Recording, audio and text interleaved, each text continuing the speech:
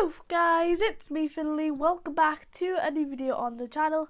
Now guys, today we're going to be reacting to some more scary / horror animations, and I haven't done one of these in a while, so I thought, why don't I do it again? So let's just hop straight into this and let's go. Alright. When I was 17, I had the extreme misfortune of breaking both of my legs at the same time. Oh, that's sad. I had been playing football with some of my friends out behind my house in a wide open field. There was a barn that had been abandoned and was slowly rotting away. The way the barn was built, it was nestled right onto the side of the hill. So you could walk around the far end of the barn, climb up the hill, and walk onto the roof. I was being a bit of a dick during the game, and I deliberately ran through what we had marked as out of bounds and ran up the hill and across the barn roof, intending to leap down off of it and score a bogus touchdown. But due to the rain, the wooden roof beams were wet and soggy, and when the wood gave out under my feet, I crashed downwards through the ceiling and landed hard on some old farming instruments, including... Alright guys, one second. I will be back now because I'm just going to shut my blinds because they're like really bright. Buckets, a set of horseshoes, and a spare tire for an old tractor. I'm actually pretty lucky that I didn't get impaled by a pitchfork or anything. To make a long story short, I broke both of my legs, dislocated my left arm, and had a concussion. I was rushed to the hospital and was discharged in a wheelchair, where I was forced to stay on the ground floor of my house. One night my parents and sister decided that they wanted to go see the new Lord of the Rings movie that was playing. And kind of without warning, they said they were leaving. I found myself in the house alone. At first, I didn't mind. I had complete control of the TV and could play my video games as loud as I wanted to. But before long, I got frustrated. Most of my games were upstairs where I couldn't get them, and couldn't reach the microwave or most of the higher cabinets from my wheelchair. So I was very limited on what I could do, and I began to feel very bitter. I rolled myself into the dining room without turning on the lights, and peeked out into the backyard, out across the field and into the barn. I'm not sure why I wanted to look back there. It was dark out, and there wasn't much to see, but I'm the type of guy who always has to be aware of his surroundings, in order for my mind to be at peace. I looked out at the stars for a few moments, and was about to roll myself backwards, and return to the kitchen, when I saw something. By the light of the moon, I saw two figures walk out of the barn, and make their way towards my house. I froze. Too nervous to even let the curtain fall back in place, I made myself stare back towards the approaching figures. They weren't just walking, they were holding hands. I remember speaking out loud, "Are those kids?" I felt most of the fear melt away and was replaced by rage. Who were these brats trespassing on our property at 9 o'clock at night? We lived in a pretty secluded area, and it would have taken quite a lot of walking through the woods in the dark to enter our backyard from that direction. That's when I made my first mistake. I opened the window and called out to them, "Hey, what are you doing?" Both figures immediately stopped in their tracks, still holding hands, but otherwise keeping completely still. "Get out of our yard," I called out. There was perhaps 5 seconds of silence before one of them called out, in a voice so calm, it made all the terror and fear come rushing back. "Can we come in?"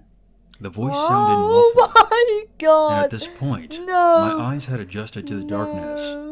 Now that I had a better look at them, I could tell that they weren't kids. I would say that they were probably teenagers, wearing white porcelain masks that had these sadistic painted smiles on them. My response died in my throat, and my hands began to shake. I slammed the window shut and wheeled myself fast back across the dining room and into the living room. I shut off the TV and lights, casting the house into darkness. Locked the door. And rolled into the den. I got out of my wheelchair and crawled across the floor to the window and peeked out. They were both at the same spot, still holding hands, still staring right at the house. I watched them for a few more seconds, and then one of them raised their hand and waved at me. Not in the general direction of the house, right at me. I ducked back and started freaking out and cursing. I hadn't turned on any lights. There was no way they could have seen half of my face peeking out at them from the distance in the dark. I had no idea what to do, and I didn't know if all the doors were locked, if the garage door was shut, or even when my family would be back home. Go lock the doors. I felt completely helpless. knowing that I didn't have the doors. strength or ability to check every room in the house It's to make terrifying. sure it was locked up tight. I went to the phone on my desk and frantically called my mom's phone, but her cell was off. No! She was likely in the movie. No. Same thing with my dad. I thought about calling the cops, but I didn't know exactly what to tell them. Sure, there was 2 people trespassing on my property, but they hadn't threatened me or attempted to break in yet. I didn't know how to put into words the sense of urgency and danger I I'm felt. actually so scared. I haven't crawled done back this to in a my while. wheelchair and rolled myself through the darkness and into the hallway that separated the living room and kitchen. That's when I heard a knock at the door, Oh my god! and I heard a muffled voice ask, "Can we come in?" Oh I my turned away from the front door and made my way towards the stairs, intending to climb them on my hands and knees, crawl to my room, and lock myself in there. My front door had a strip of narrow windows turning vertically down along the doorframe, and when I was nearly at the stairs, a masked face appeared through one of the windows, and shortly after I heard giggling. Upon making eye contact with the mask, the person crooked their head to the side. I froze like a deer in the headlights. All I could do was stare back. I remember it so perfectly. As I'm typing this, my hands are shaking. The mask disappeared from view, and that's when I noticed the deadbolt to the front door was unlocked. All anyone had to do was turn the knob, and they could walk right in. Then there was a knock on the back door, Oh! and another small muffled voice. I could barely hear what it said because of the sound of my heart pounding in my ears. I shut my eyes and buried my face into my hands. I heard rattling coming from the back door. I'm not very religious, but in that moment, I prayed to whoever would listen. I'm not sure how long I sat there, crying, and waiting for one of the doors to open. But after what felt like 10 minutes, I looked up. There was no one peeking through the window at me. I slid out of my chair, crawled slowly to the stairs, and into my room, where I shut the door and locked it. I'm not positive about this last part, but right before I shut the door, I glanced down in the dark hallway, and I thought I saw the shadowy outline of a dark figure, slowly tiptoeing up the stairs. I locked the door and proceeded to suffer through the longest night of my life. I never heard anything else from either inside the house or outside. My parents and sister arrived after 1 a.m., and by that time my shirt was soaked through with sweat. They thought by the look on my face I had suffered a stroke or something, and nearly called the ambulance for me. I never saw these masked people again. Of course, Thank my God. parents didn't believe me. Why would they? There was no evidence that someone had broken in. True. It was just much easier for them to conclude that I just had a nightmare. My legs have since healed, and even though I still walk with a slight limp, there was otherwise no permanent damage. If I had to choose though, I would rather break both of my legs again, just to avoid the feeling of helplessness and terror that I felt that night when I looked into the hollow black eyes of that porcelain mask.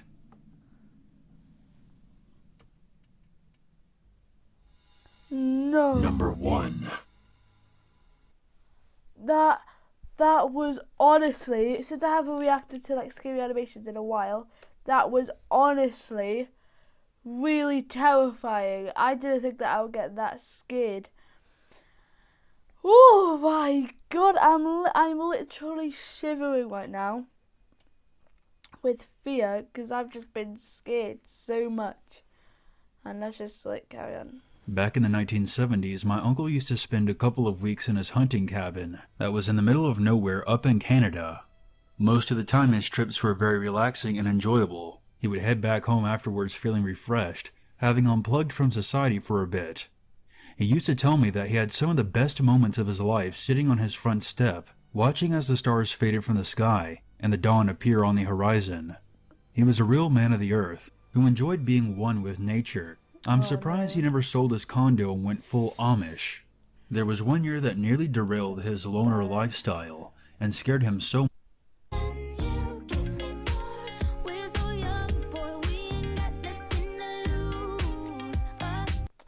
much, he nearly sold the cabin and never went back.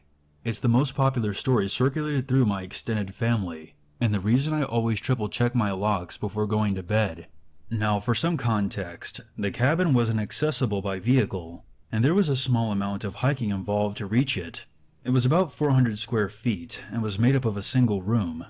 There was no running water and no electricity. It was a wooden structure built upon a small stone foundation, and because of this, there was about a 12-inch space between the ground and the floor of the cabin.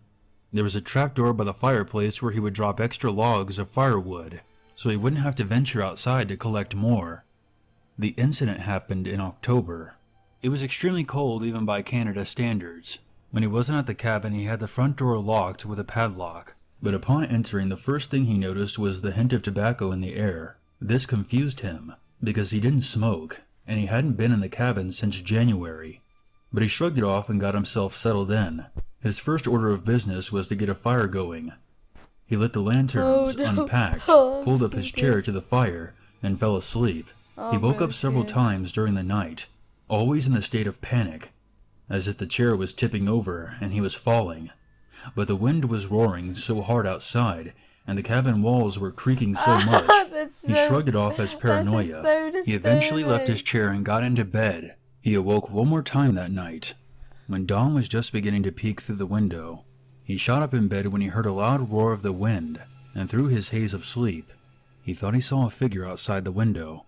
He scrambled out of bed, knocking over his chair, grabbed his hunting rifle and bolted across the room and flung open the front door. Fresh snow had fallen during the night, but there weren't any signs of footprints outside. He slammed his door shut, put down his rifle and muttered a few profanities as he righted his chair. He opened the trap door, grabbed a few more logs and put them on the fire, and then went back to bed. It should be noted that the lantern was burning low when he woke up, as was the fire, so there wasn't much light in the room. At about 9 a.m., my uncle woke up to the sun shining brightly through the cabin windows. He got up, warmed some water for coffee by setting the kettle down on the shelf over the fire, and then opened the front door. He said what he saw next nearly gave him a heart attack. There were footprints in the snow leading away from the cabin's front door. My uncle, being his normal impulsive self, threw on some clothes and boots, grabbed his rifle, and followed the footprints through the trees with his gun up, ready for confrontation. The footprints circled up the surrounding hills, and my uncle followed them to a spot where the entrance of the cabin was in plain sight. The intruder had clearly crouched for a long while. Then the tracks made off at a good stride further into the woods. Based on the boot size of the footprints, the stranger was just as large as my strapping 6'3" uncle, if not larger, and was clearly expecting my uncle to notice his tracks and come after him, or else he wouldn't have stopped to watch the cabin. He would have continued to run and make his escape. My uncle didn't want to fall into any kind of trap, so he fired a single shot into the air as a warning, and made his way back to the cabin. Once inside, he locked the door and opened the trap door by the fireplace. As he poked his head down, he scanned the area under the cabin with a flashlight and discovered one of his own blankets in a dirty, tangled mess in the corner. There were a couple of empty soup cans he recognized from his own pantry, a single spoon, and several dozen small bones, most likely squirrels or rabbits.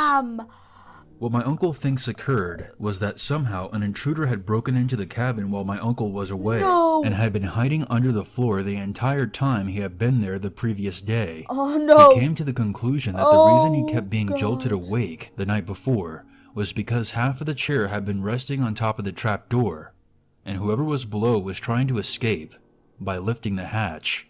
Later on, when my uncle thought he saw a figure outside the window, he later realized that the figure had actually been inside and was heading for the door, but was interrupted, and the man had likely leapt back down through the trap door when my uncle sprang to life and noisily knocked over his chair.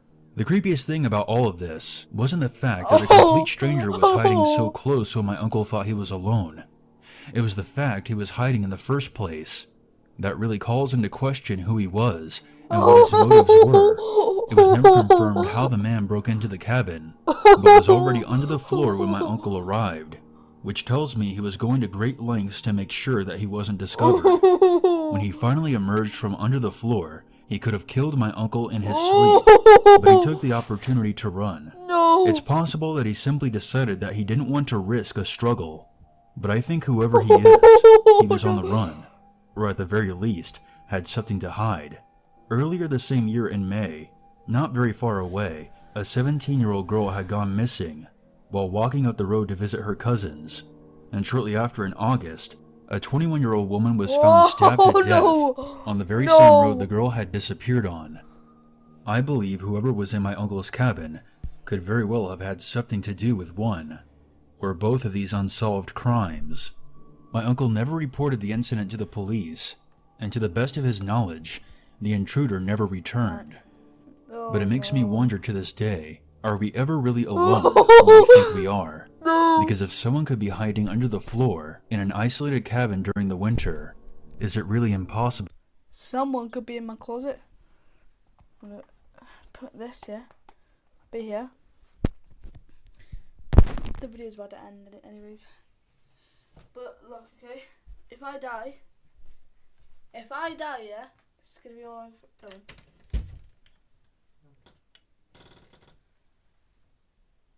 So good. My tablet was about to turn off, but I don't think anyone's in my house. Anyways, my parents are here anyways.